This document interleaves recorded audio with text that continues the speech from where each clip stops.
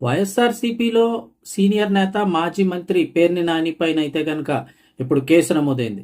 సాధారణంగా రాజకీయాల్లో ఉన్నప్పుడు ఒకరిపై ఒకరు విమర్శలు అయితే చేసుకోవడం సహజమే. చాలాసార్లు ఈ విమర్శలు వాళ్ళపై వీళ్ళపై వాళ్ళు చేసుకుంటూ ఉంటారు. కొన్నిసార్లు అవి హద్దులు దాటినప్పుడు, ఆ సమయంలో కోల్పోయి కొన్ని వివాదాస్పద వ్యాఖ్యలు ఎవరైనా చేసినప్పుడు అవతల పార్టీ కార్యకర్తలు అవనండి ఎవరైనా కూడా కేసులు నమోదు చేసే అవకాశం ఉంటుంది. సో ఇప్పుడు అదే జరిగింది పేర్ని నాని విషయంలో కూడా. గతంలో కూడా ఆయన ముఖ్యమంత్రి చంద్రబాబు నాయుడు మీద, అదేవిధంగా డిప్యూటీ సీఎం పవన్ కళ్యాణ్ మీద అనేక సార్లు వివాదాస్పద వ్యాఖ్యలు చేశారు. అప్పట్లో కూడా పోలీసులు కేసు నమోదు చేసినప్పటికీ కూడా అవి తర్వాత అన్ని కూడా తేలిపోయాయి. కానీ ఈసారి చేసిన వ్యాఖ్యలు మరింత వివాదాస్పదంగా ఉన్నాయని టీడీపీ శ్రేణులు అయితే ఫైర్ అవుతున్నారు. ఆయనపై కేసు అయితే కనుక నమోదు చేశారు. అసలు ఎందుకోసం ఈ కేసు పెట్టడం జరిగింది, ఏంటి వివరాలు చూస్తే, ఇవాళ పోలీసులు అయితే కనుక వైఎస్ఆర్సీపీ నేత మాజీ మంత్రి పేర్ని నానికి షాక్ ఇచ్చారు. తాజాగా ఇప్పుడు ఆయన CM Chandrababu, deputy CM Pawan Kalyan పై అనుచిత వ్యాఖ్యలు చేసిన కేసులో ఆయనపై పలు సెక్షన్ల కింద కేసులు అయితే నమోదు చేశారు.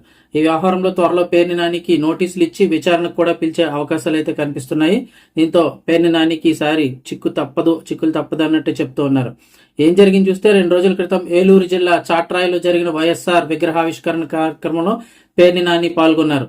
ఈ సందర్భంగా ఆయన చంద్రబాబుతో పాటు పవన్ కళ్యాణ్ పైన కూడా రెచ్చిపోయి మాట్లాడారు. ఆయన మాట్లాడిన వ్యాఖ్యలపై ఆయన స్వస్థలం బందర్లో ఉన్నటువంటి టీడీపీ శ్రేణులు అయితే కనుక తీవ్రంగా ఫైర్ అయ్యారు. స్థానిక ఎనగుదురుపేట పిఎస్లో టీడీపీ నేతలు పేర్ని నాని పైన అయితే కనుక ఆయన చేసిన వ్యాఖ్యలపైన కేసు నమోదు చేయాలని ఫిర్యాదు చేశారు. దీంతో పోలీసులు కేసు నమోదు చేశారు. పేర్ని నానిపై బిఎన్ఎస్ సెక్షన్లో 196/1, 353/2, అలాగే 351/2, అలాగే 352 కింద కేసు అయితే నమోదు చేశారు. సో ఈసారి మరి ఏం జరుగుతుంది ఏంటి అని అయితే చూడాల్సి ఉంది. సాధారణంగా ఏంటంటే, ప్రస్తుతం వైఎస్ఆర్సీపీలో కొద్దిగా మాట్లాడగలిగే నేతలు, కొంచెం యాక్టివ్గా ఉన్న నేతల్లో, అతి కొద్ది మంది నేతల్లో పేర్ని నాని కూడా ఒకరు.